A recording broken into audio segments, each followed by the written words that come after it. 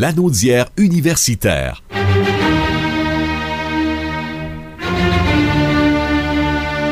Est une présentation du Centre régional universitaire de Lanaudière.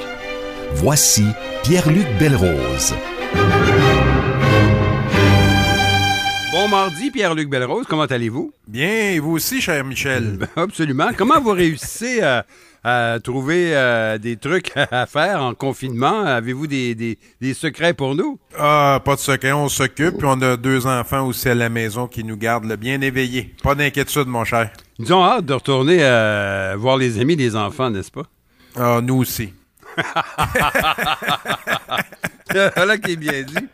Écoutez, de votre côté, au Centre régional universitaire de Lanaudière, vous avez des cours en ligne en cette période de confinement. Ben, c'est drôlement pratique. Ben tout à fait. Puis l'UQTR, notamment, donne des conférences et des webinaires qui sont gratuits en plus. Il y en a 4 aujourd'hui dont on va parler. Le panier bleu et achat local, les clés de succès. Ça va être le 4 mai prochain à 14h30. On va parler de l'impact et de l'efficacité des initiatives du genre qui favorisent l'achat local. Là, je le fais en rafale, mais sur le site web, on va pouvoir tout retrouver les détails. Il y a aussi cybersécurité en mode télétravail.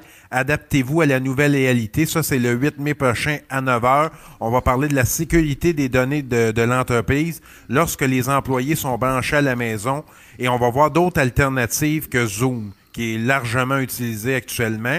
Il y a aussi de la grande crise de 2008 à la grande pause de 2020, le 13 mai prochain à 14h30. C'est une conférence web.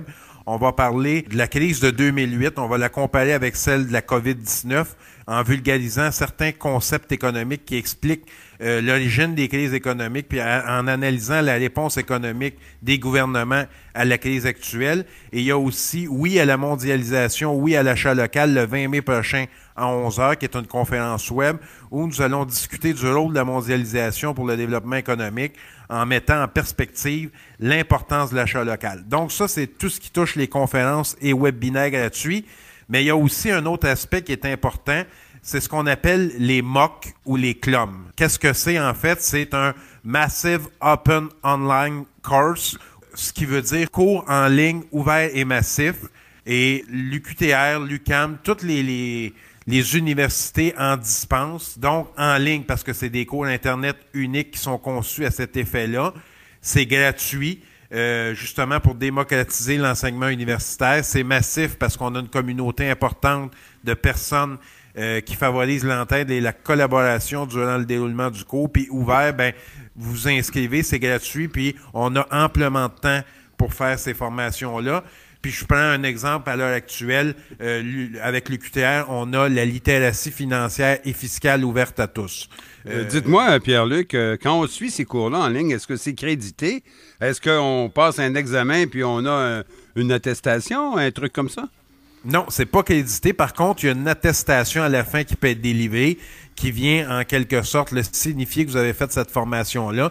Puis c'est parfait pour vous perfectionner si vous avez peu de temps, si vous avez des contraintes, c'est gratuit. Donc, je vois aussi la TELUC qui en donne beaucoup. Moi, actuellement, avec la TELUC, je fais initiation au vocabulaire de l'intelligence artificielle.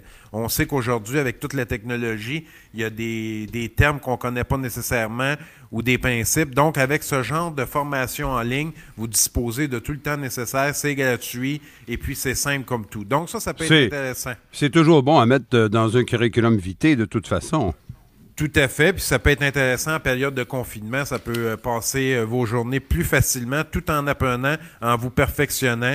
Donc, c'est de l'expertise à peu de frais. Dites-moi, Pierre-Luc, il y a des formations qui ont encore de la place pour l'automne prochain. Oui, du côté de l'UQAM, là, au pavillon de Terrebonne, on a le certificat en administration de services, comptabilité générale, ressources humaines, dynamique entrepreneuriale et planification financière. Du côté de l'UQTR, on a le bac en administration des affaires, gestion des ressources humaines du côté de Joliette. Il ne faut pas oublier que c'est maintenant accrédité par l'Ordre des CRHA, donc c'est très intéressant. Certificat en administration aussi à Joliette et certificat en comptabilité générale du côté de Terrebonne. Donc, les dates là pour l'inscription, On a jusqu'au 20 août pour ces formations-là et on a aussi nos 2 programmes en enseignement. La date limite d'admission de ce côté-là est du 20 juin, mais pour plus de détails, je vous invite à visiter lecul.ca, mon cher Michel. Absolument. Et comme le premier ministre l'a dit, tout recommence pour le secteur des cégeps et des universités autour de septembre, fin août, début septembre. Alors, effectivement. Il faut s'inscrire maintenant et on a jusqu'à la mi-août à peu près. Alors voilà. Exactement. Merci beaucoup, Pierre-Luc. Merci, Michel. Bonne journée. À bientôt. Lanaudière universitaire vous a été présenté par le CRUL.